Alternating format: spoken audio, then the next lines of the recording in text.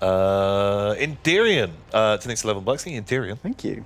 And they say, howdy, Tom, and howdy, Ben. Howdy. Forgetting the whole Xenos thing. If someone from the Imperium could convince enough Orks that the Emperor, fully recovered from his wounds, could be healed, if you could influence enough Orks to believe something, what would it be? Do the Orcs have to be near the thing that they believe in to make it so? I don't know. I don't think this is the thing that you should ever think too much into. No, Orcs kind of only work if... I don't know. Orcs only really work if you don't think about it too hard. Yeah.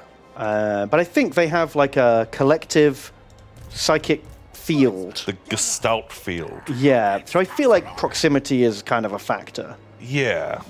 That's not how it works! Sorry, I didn't know that it was real. My mistake. I think yes, if there was a massive Orc war on Terra somehow and wasn't being exterminated, and if you could convince them that, then, or if they'd have to convince themselves of it really, then sure, it's possible. But then the Emperor's probably so covered in, like, the Emperor's palace is covered in warp magic, like, defenses, that the Orc field probably wouldn't penetrate. Because Magnus had to, like, do a super overpowered Zinch prey to, like, crack that nut. Yeah, Orcs, you know. Orcs is Orcs. Just Orcs is Orcs. Just fucking spin the wheel. Yeah, honestly, there is no rules. Any way you like. And if I could, what would I make them do? I'd make them bring Yarrick back. Wang. Yeah. Could we make the Orcs believe that Games Workshop can make a good game? Nice.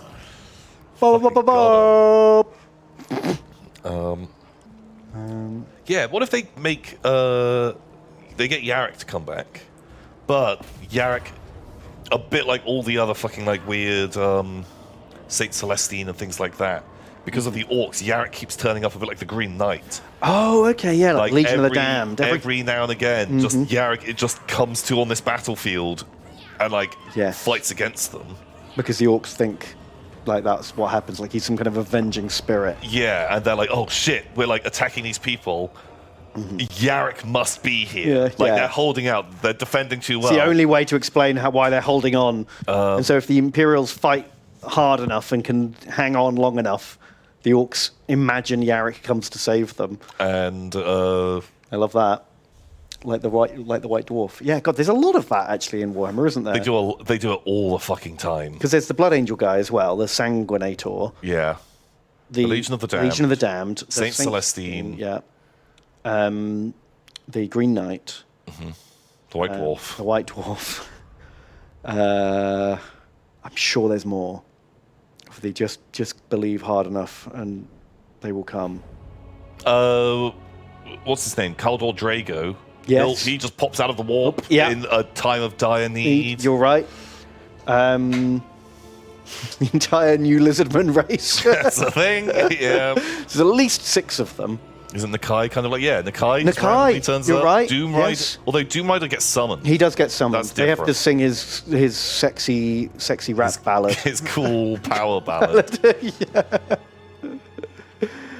I can't remember what else. There's definitely more. But yeah, it's a trope that Games Workshop loves. They fucking overuse it, don't they, a fair bit? Yeah, we did say Legion of the Damned. We had that one. Yeah. Although I feel like all the missing Primarchs are kind of waiting for that to happen. I really hope they do. Guilliman, Russ, Lion, Yagatai, Korax. They all say, the chapter believes that when their moment of dire need, they will return, like the old King Arthur spiel. Yeah. And with Guilliman, it actually did happen. Well, I guess, like, at least, he was in stasis, right? He was in the pod. Yeah. And they were just like, oh yeah, science has come along enough that now the fucking elves will save you, or whatever his story was. God, yeah, I really hated how they brought him back. I didn't mind him coming back because it was always hinted that he would come back one day. But the weird mechanics of the Eldar Death God and the suit of armor that he does or doesn't need, who knows? And I don't know, very weird. Can't wait for Sanguinius to come back. Oh no. Oh no. But wasn't it? Was it just rumored or hinted at that the Sanguinator's getting a model? Well, the rumors are that the Blood Angels will be the poster boys of 10th edition, and they'll get a bunch of new stuff, along with the Tyranids. Yeah, which sounds cool. Tyranids need it, for sure. Yeah, been like a long time. I'm not so fussed about the Blood Angels getting new stuff. Eh. It'll just be Primaris versions of the characters we've already got, so I'm kind of indifferent. It's really easy to make a big Dante. Yeah. It's gold boy with jump pack. Has anyone died from the Primaris upgrade? No, and I wish they would, because every time an old boy gets Primaris, they always go on about how dangerous it is and how, like, 60% of people who do the surgery die from it. And yet, no one's died from it. Everyone's gone mission accomplished. I would say that Games Workshop wouldn't just kill off a character in a dumb way like that, but if Yarrick has just died of old age, all bets are off. Like, for some characters, they've Primaris them from death. Like, the character's been dying of grievous wounds, and they've gone, the only way we can save him is to give him the surgery that most healthy people die from. Then he'll live.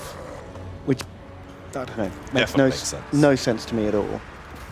If you were Space Marine Captain, and every year, more and more, every time a firstborn died, he was replaced with a Primaris, and you were like, yikes, you know, in 10, 50, 100 years' time, there's not going to be any little boys left. Would you do the op?